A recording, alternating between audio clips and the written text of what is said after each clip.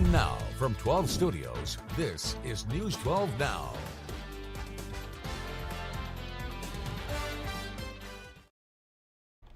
Welcome to News 12 Now. Thank you for joining us this afternoon. My name is Robin Key, and it is August 25th. Now, we haven't seen each other since the weekend, so let's get all caught up with your Texoma headlines. Now, several drug arrests made over the weekend in Grayson County. The sheriff says that 27-year-old Christian Mora of Denison, 46-year-old Weldon Pruitt of Pottsboro, and 50-year-old Kimberly Ragsdale of Sherman are facing drug possession charges. These were separate incidents. They also have other pending charges, including fleeing an officer for Pruitt and tampering with evidence for Ragsdale. In Love County, a man is in jail on animal cruelty charges. Court documents state that 28-year-old Arian Hernandez of Thackerville stabbed someone else's dog to death over the summer. His bond is set at $50,000. Hernandez faces up to 5 years in prison if he's convicted. Then all 4 people accused of robbing a Grayson County man after he won big at a casino earlier this year have been sentenced. The victim was lured into a South-Made home after winning a couple $1,000s at the Choctaw Casino. He was held at gunpoint before he was able to escape. The crooks are all behind bars.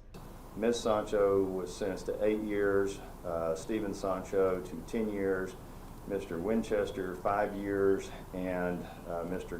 Gravette 8 years, all of them in the Texas Department of Criminal Justice. Hill says that the sentences are based in part on their individual criminal history. Then video of a man escaping the Carter County Jail in Ardmore went viral this weekend. Now, this happened on Saturday. Several witnesses recorded a man trying to escape, running across the street in front of several cars. Carter County Sheriff J.D. Long says the man, 25-year-old Stephen Abrick of Healdon, had, quote, 4 blocks of freedom, unquote, before he was caught by a detention officer. Abrick was facing several charges, including burglary and evading an officer, and now he'll face another one, escaping from a penal facility. Then police in Princeton had to call in a special response team to evacuate a restaurant as they attempted to arrest a man. The man they were trying to track down is 28-year-old Chris Kirkness, who had several warrants for his arrest, including stalking, 2 charges of terroristic threats, and aggravated assault. Princeton and McKinney police found Kirkness's vehicle outside of Ernesto's restaurant in McKinney and had to evacuate it to arrest him. Kirkness surrendered to police and was arrested and booked into the Collin County Jail. Then up north in McLean County, a man came back to an off-duty police officer's home and set his vehicles on fire Friday night while the family was home. Now, this is the man, Austin Reeves. He was caught burglarizing the home just a night before, and he's said to have been targeting law enforcement homes and vehicles. The McLean County Sheriff's Office says Reeves was taken into custody after a brief standoff. The officer and his family are safe. Then, the Chickasaw Light Horse Police have welcomed a new member to the force. It is K9 Tolo, a 2-year-old trained in detecting narcotics and protecting officers. He's serving in the Windstar area with his patrol officer, Tucker Halston. Now, a Texoma nonprofit is asking for meal sponsors to provide food at their weekly meetings. Getting Ahead, providing classes for people living below the poverty line in Fannin County. They sign up for a 16-week course that teaches them how to lead a better life. They meet every Monday at Bailey English Elementary in Bonham and serve meals to participants. Organizations and families and churches can all sign up to bring meals. The meals are more than just feeding the families, though. If you think about it, when we sit down and have a meal together, we build relationships. So it helps the class to build relationships. If you're interested in being a meal sponsor, visit this story on our website, KXII.com. Now, we have more news for the new hotel at Sherman Town Center. The Courtyard by Marriott will soon be open for guests next month. The hotel will feature a conference room for 440 people and 117 rooms. Now, the hotel was first approved in 2011, but ownership changes caused a 14-year delay. When it does open, the hotel will enjoy a special local partnership.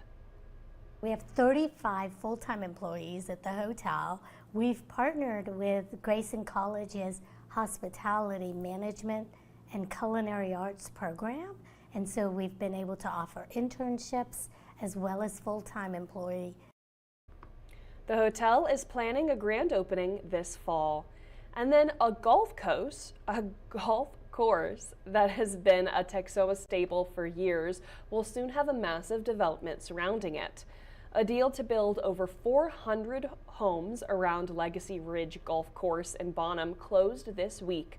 The same partners that are developing the first portion of the Preston Harbor in Denison are joining up again for this project. People have always talked about our golf course and how much of a hidden jewel it is, so this is going to be a great amenity for them to be able to not only spruce it up and also add some additional luxury to it, so we're excited about that. The developer says that they hope to get dirt moving by the end of this year. Now, moving on to some of your regional news, the Texas Senate approved new Republican-drawn congressional maps early Saturday morning. Texas Governor Greg Abbott plans to sign the measure into law in the coming days. This advances the GOP-led legislature's efforts to secure up to 5 additional U.S. House seats in the upcoming midterm elections. Now, we've talked a lot about this recently, and our last update was that the plan passed in the House after Democrats came back and fulfilled quorum. Now it's passed in the Senate and, like I said, is headed to Greg Abbott to sign. Texas Democrats have pledged to fight the maps in court. The move by Texas Republicans prompted Democrats in California to pass their own redistricting maps, which are aimed at netting Democrats 5 U.S. House seats. California voters will now vote on the maps in a special election in November. Now, do not go away. We still have a lot to talk about in Texoma land as we go over to our community corner. And then we also have a lot of big things happening here at News 12 that you're going to want to know about. So don't exit out now.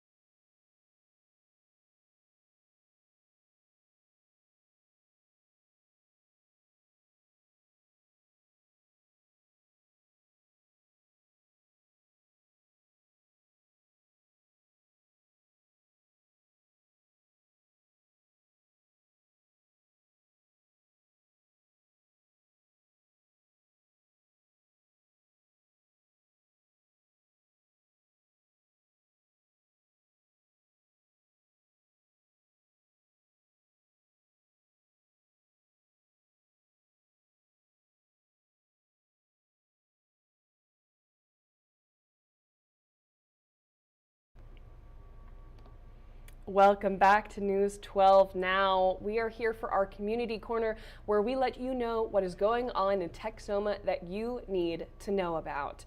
Now, a documentary about legendary Denison jazz musician is set to premiere today. Denison-born Clora Bryant took the jazz world by storm, playing her trumpet all around the globe with the International Sweethearts of Rhythm. She broke barriers, finding success in a genre dominated mostly by men. Now this afternoon, a documentary about Bryant's life will make its world premiere. She was one of the first female trumpeters to play with Dizzy Gillespie and some of the greats of her time, and it just was a legacy that's unparalleled.